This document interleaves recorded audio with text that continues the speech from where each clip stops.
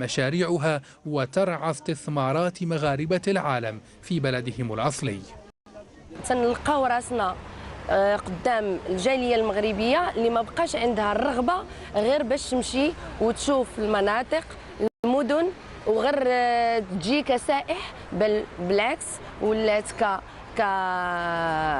كمساعد فعلي في هذا الطواف. بغات تجعل منه طواف اللي يكون عنده واحد المردود. أسماء تربط اليوم قنوات للتواصل بين مغاربة العالم وبلدهم في تمرين تطبيقي للاستكشاف والانتقال إلى الفعل الميداني النفعي، كما تعلق على الأمر خلق مؤسسة لطواف مغاربة العالم. هذه المؤسسة اللي تكون كيف طرحتوا سؤالكم، اللي تكون ماشي غير خاصة بالسياحة، لكن خاصة بالمشاريع، خاصة بكل الأشياء اللي يمكن مغربي خارج المغرب يجي ويدخل هذه المؤسسة ويعطي الإمكانيات ديالو.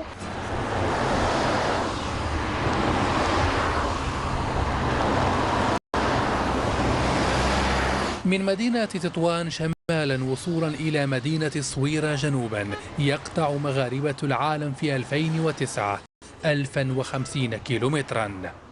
قبل ذلك المحطة الثالثة في الطواف ميناء طنجة المتوسطي في القصر الصغير في ضواحي مدينة طنجة. يقف المهاجرون المغاربة في الخارج على واحدة من واجهات مغرب ما يسمى بسياسة الأوراش الكبرى. اللقاء هنا وبدون ترتيب مسبق مع ثريا مقيت، عالمة اجتماع ومسؤولة في شبكة الكفاءات المغربية في ألمانيا، تحمل معها 19 عاما من الهجرة. ثريا تعبر عن اندهاشها لهذا المشروع الذي تؤكد أنه سيكون رابطا بين أوروبا وإفريقيا. في اتجاه المغرب على الأقل 3 مرات سنويا تشد ثريا الرحال.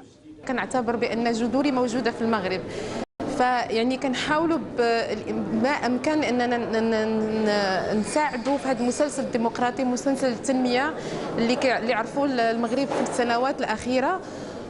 وكذلك بما اننا يعني كان عارفين ثقافتين، الثقافه الالمانيه والثقافه المغربيه، يعني كنحاولوا باش نكونوا صله وصل ما بين الحضارتين. تلفت ثريا الانتباه الى انها تنتمي الى جيل يسعى الى مد قناطر الصله بين المغرب والمانيا باعتباره بلدا اوروبيا رائدا.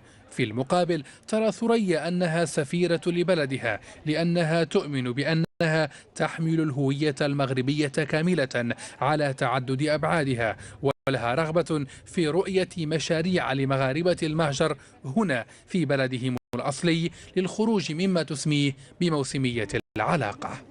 كنحبذ الفكره ان هاد المغاربه المتواجدون في الخارج انهم بدل ما يعودوا من المغرب انهم ممكن يكونوا كسفراء في هذه الدول، وانهم ممكن يساعدوا المغرب اكثر لو بقوا في هذه البلدان هذه، لانهم يعني عارفين الثقافتين، وانهم مثلا حتى في جميع في الدول كثيره اوروبيه او خصوصا في الدول الاوروبيه انهم حصلوا على مناطق اتخاذ القرار. السياسه الحكوميه اليوم في مجال الجاليه المغربيه مبنيه على ثنائيه مترابطه ومتكاملة، هي مواكبة الجالية المغربية للاندماج داخل أرض الوطن، وفي نفس الوقت تقوية روابطها مع الوطن.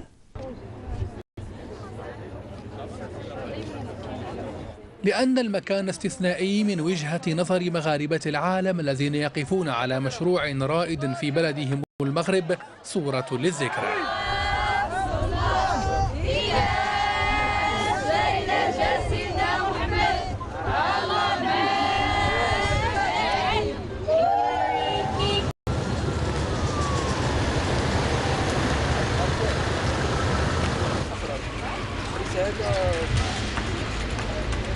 في ساحة عمومية في مدينة طنجة نلتقي بإبراهيم المراكشي، باحث في علم الاجتماع ينكب حاليا على إعداد رسالة الدكتوراه حول الجغرافيا الاقتصادية الجديدة في المغرب.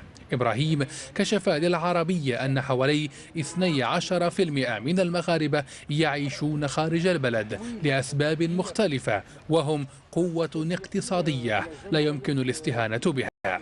ظاهرة الهجرة المغاربية هي ظاهرة بنيوية تماما، لأن لأن ركمت تقريبا ما يزيد على 70 سنة من التجربة، بحيث نتحدث عن الجيل الخامس والجيل السادس. المغاربة استطاعوا يعني من خلال إقامتهم عبر العالم أن يوفقوا بين شيئين اثنين. الشيء الأول هو الاندماج الحقيقي في بلدان إقامتهم، والشيء الثاني هو الارتباط التام ببلدهم. وأعتقد أن هناك حب حقيقي وهناك انتماء حقيقي للمغرب. يلفت إبراهيم الانتباه إلى أن مصدر العملة الصعبة الرئيسي للمغرب هم المهاجرون في الخارج، خاصة في ظل الأزمة الاقتصادية العالمية. وبحسب معطيات إبراهيم فإن أكثر من 80% من مغاربة العالم يفضلون الزواج من المغرب. يعودون أساسا من أجل ربط الصلة والحفاظ على الصلة القوية التي تربطهم بالبلد الأصلي المغرب، وللسماح كذلك للجيل التالي والثالث والرابع للتعرف على العادات وتقاليد المغرب، اكتساب اللغة واللهجات، وكذلك نوع من تجديد الطاقة، بحيث أن الجالية تأتي لهنا للاستجمام، للراحة، لقضاء عطلة الصيفية. من أصل 10 مهاجرين مغاربة 7 منهم يزورون المغرب مرة واحدة على أقل تقدير، بحسب ما أفادنا به إبراهيم بحثا عن تجديد الدماء. ووفق قراءة إبراهيم المراكشي الصلة بين المغرب ومهاجريه قوية، وهنالك اليوم سياسة عمومية لأول مرة للتعاطي مع مغاربة العالم. الظاهرة هي التي ساعدت ومكنت المغاربة من عدم الذوبان وفقدان الهوية في بلدان المهجر، عكس بعض الجاليات الأخرى، وخاصة عن طريق ما يسمى بالزواج الموسمي أو عملية الزواج خاصة في الفترة الصيفية. هي المغرب